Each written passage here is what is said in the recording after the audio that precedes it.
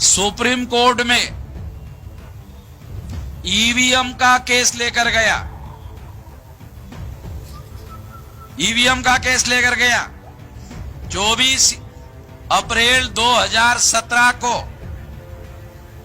Supreme court के chief justice ने मेरे केस में सारे देश के ईवीएम मशीन को पेपर टेल मशीन लगाया जाएगा, ये मेरे केस में फैसला दिया।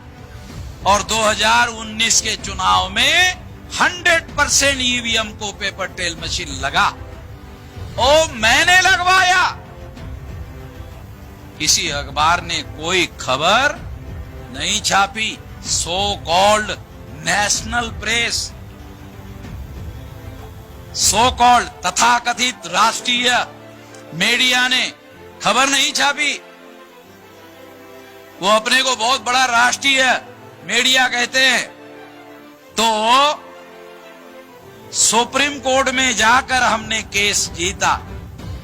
आप सुनकर हैरान हो जाओगे, जो ड्राफ्ट हमने लिखा, जो ड्राफ्ट लिखा सुप्रीम कोर्ट के लिए, मेरे केस में सुप्रीम कोर्ट के चीफ जस्टिस ने 1 मिनट की बहस मेरे वकील को करने नहीं दिया। 1 मिनट की बहस नहीं करने दिया और मेरे फेवर में निर्णय दे दिया। 1 मिनट की बहस के बगैर।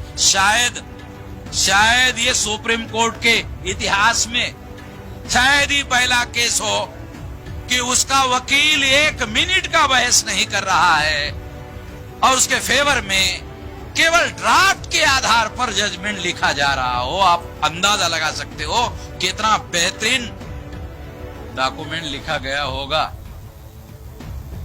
सुप्रीम कोर्ट के वकील ने पूछा किसने लिखा? क्या हमने लिखा। कि कितनी वकालत किया? क्या कि वकील नहीं हूं। कैसे लिख सकते हो? मैंने कहा अगर हमने नहीं लिखा, अगर किसी वकील ने लिखा तो तुम्हारे पास वकालत के लिए क्यों आता? उसी वकील को नहीं देता? बात तो सही कह रहे हैं। जब जीत लिया तो कहा 2 लाख रुपया महीना देता हूं, नौकरी करोगे? अरे तो नौकरी छोड़ के सेवा के लिए आया हो भाई। नौकरी थी, नौकरी छोड़ करके ये काम करने के लिए आया हूं और तू 2 लाख रुपए जूनियर वकील का रखने के लिए बगैर वकालत के डिग्री का कह रहा है। तो इसलिए कह रहा हूं कि एक संवैधानिक रास्ता है सुप्रीम कोर्ट में बड़े बड़े मुद्दे लेकर जाने का, हस्तक्षेप करने का। वो भी एक तरीका है। जैसे सुप्रीम कोर्ट ने लखीमपुर खीरी में योगी के वकील को कहा, सुप्रीम कोर्ट में जानते हो योगी ने कौन वकील लगाया? भारत का पहले नंबर का वकील साड़वे, ये हमारे महाराष्ट्र का है। साड़वे नगर जिले का उसका बाप था साड़वे। और बहुत लोगों को, महाराष्ट्र के लोगों को मालूम या नहीं है, वो साड़वे जो है वो हमारे शेड्यूल कास्ट में होते हैं। तो वो कन्वर्ट होकर क्रिश्चियन हो गए। वो भारत का पहले नंबर का वकील है। 1 घंटे का 25 लाख रुपए लेता।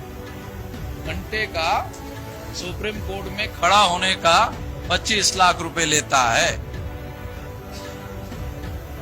तो वो वकील लगाया तो भी सुप्रीम कोर्ट ने कहा, क्या कहा? कि तुम्हारा योगी, तुम्हारा पुलिस ठीक से काम नहीं कर रहा है।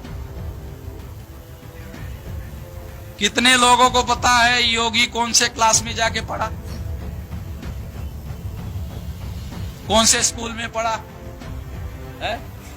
पिताजी हमारे बस योगी किसी भी क्लास में जाके कभी भी नहीं पढ़ाई किया है?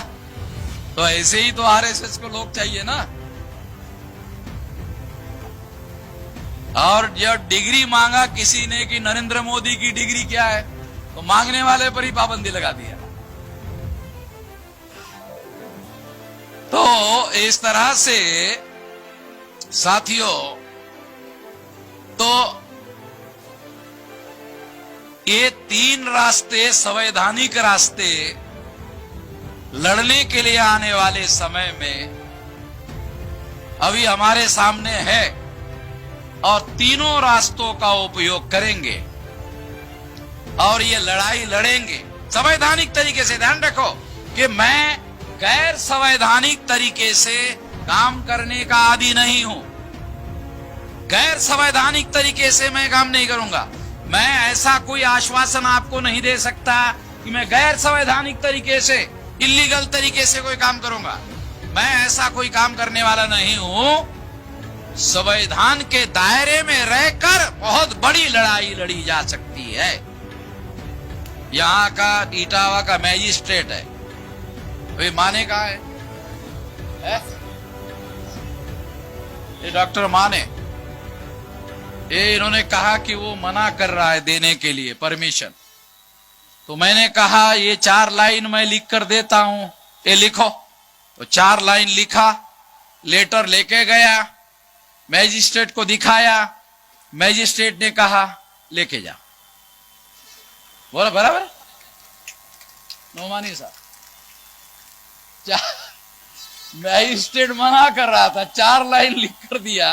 ये मानी को सब लोगों के सामने बोल रहा होगा और मैजिस्ट्रेट भी सुन रहा होगा, पता नहीं सुन रहा कि नहीं सुन रहा, कि तुम्हारा जो वामन मेश्राम है ना वो क्या बोलता है भाई, कुछ समझ। अब इसमें कुछ बोल रहा हूं, कुछ भी नहीं बोल रहा हूं। हाँ, मैं ये जरूर बोल रहा हूं कि हमारा संवैधानिक अधिकार है, आर्टिकल 19 में अधिकार है और अधिकारियों को कानून के दायरे में रहकर करना चाहिए। कानून के दायरे में तुम नहीं रहोगे तो फिर तो हम बख्शने वाले नहीं हैं। तो इस तरह से मैं संविधान के दायरे में रहकर काम करने का आदी हूं।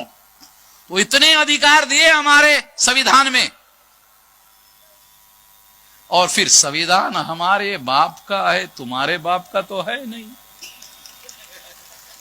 तुम्हारे बाप ने, मनु ने लिखा, साले हमको कुछ नहीं दिया, मगर हमारा बाप देखो कितना दरिया दिल था, हमको तो दिया ही दिया, तुमको भी दे दिया है। इसको बोलते बाप ने तो तुम साले गधे, साले दूसरों को इनकार कर देते हो और केवल अपने लिए रखते हो। बाप होना चाहिए ना सही तरीके से। तो इस तरह से हम संवैधानिक तरीके से काम करने के आदी है और संवैधानिक तरीके से काम करेंगे। इसलिए कह रहा हूं, शपथ विधि लेने के बाद 72 घंटे में फैसला करने के लिए उस सरकार को कहेंगे। और केसीआर,